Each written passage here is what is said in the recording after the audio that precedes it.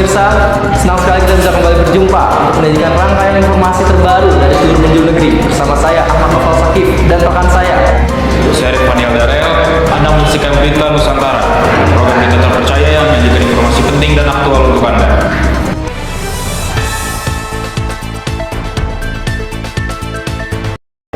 Pemirsa, banjir bandang melanda sejumlah wilayah di Bali setelah diguyur hujan deras selama beberapa hari terakhir. Tidak hanya merendam rumah warga, bencana ini juga melumpuhkan transportasi, rusak infrastruktur, hingga menelan korban jiwa. Inilah kondisi terkini di Bali, di mana banjir bandang masih melanda sejumlah wilayah di Bali. Sedikitnya 6 kabupaten dan kota terdampak, di antaranya Denpasar, Badung, Gianyar, hingga Tabanan. Air bah merusak rumah warga, menghanyutkan kendaraan, serta melumpuhkan jalur transportasi. Badan Nasional Penanggulangan Bencana mencatat sedikitnya 18 orang meninggal dunia, sementara sejumlah warga masih dinyatakan hilang. Ratusan orang kini mengungsi di posko darurat. Tim gabungan dari BPBD, TNI, dan Polri terus melakukan evakuasi, pencarian korban, serta menyalurkan bantuan logistik. Kerusakan infrastruktur juga cukup parah. Beberapa jembatan terputus, akses jalan menuju bandara terganggu, dan aliran listrik di sejumlah wilayah terpaksa diputus demi keselamatan warga. Pemerintah Provinsi Bali pun menetapkan status tanggap darurat selama 7 hari ke depan. Ya pemirsa, banjir bandang di Bali ini menunjukkan betapa pentingnya kesiapsiagaan saat kita menghadapi cuaca ekstrim. Ribuan rumah terendam, korban jiwa, hingga terganggunya infrastruktur menunjukkan betapa besarnya dampak dari bencana ini. Kami mengimbau agar warga tetap waspada dan tetap mengikuti arahan dari pihak berwenang, serta saling membantu satu sama lain. Dan mari kita doakan agar kondisi Bali kembali pulih dan warga dapat beraktivitas dengan aman.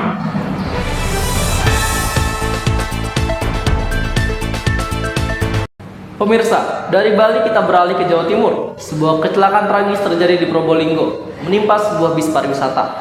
Diketahui bus tersebut mengangkut rombongan tenaga kesehatan dari Jember. Peristiwa naas ini menelan korban jiwa dan puluhan penumpang lainnya terluka-luka.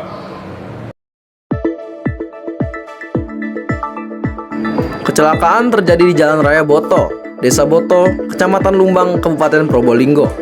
Sebuah bis pariwisata yang mengangkut rombongan tenaga kesehatan dari Jember mengalami remblong saat melewati jalan turunan. Bis kemudian hilang kendali dan menabrak tebing di sisi jalan.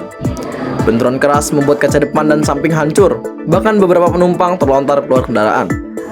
8 orang dilaporkan meninggal dunia, termasuk seorang anak berusia 7 tahun. Sementara puluhan lainnya mengalami luka-luka.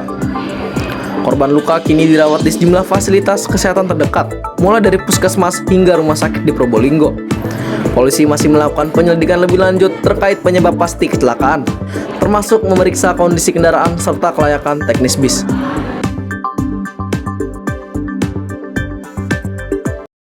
Ya pemirsa, peristiwa ini menunjukkan betapa pentingnya menjaga keselamatan saat kita berada dalam perjalanan, terutama ketika kita melintasi jalur rawan seperti kawasan Bromo. Pengecekan berkala kendaraan serta kewaspadaan pengemudi juga menjadi kunci agar kejadian serupa tidak terulang kembali. Kami menyampaikan duka cita yang mendalam kepada keluarga para korban dan berharap agar para penyintas segera kembali pulih. Dan semoga dari kejadian ini menjadi pelajaran yang berharga agar keselamatan dan kenyamanan perjalanan wisata selalu menjadi prioritas. Demikian rangkaian informasi yang telah kami hadirkan untuk Anda pagi ini. Setiap peristiwa tentu membawa pelajaran bahwa di balik kesulitan selalu ada harapan dan di balik tantangan selalu ada jalan untuk bersama. Semoga apa yang disampaikan bisa menambah wawasan, menjadi penguat serta menjadi pengingat bagi kita semua. Jangan terus hadir dan jika informasi terbaru, akurat dan terpercaya. Terima kasih atas kebersamaan Anda bersama kami. Jangan lupa untuk selalu jaga kesehatan, tetap waspada, dan mari kita saling peduli demi kebaikan bersama. Saya Faniel Darel Dan saya Ahmad Novel Sakif, mewakili seluruh tim redaksi bertugas, mengucapkan terima kasih dan sampai jumpa.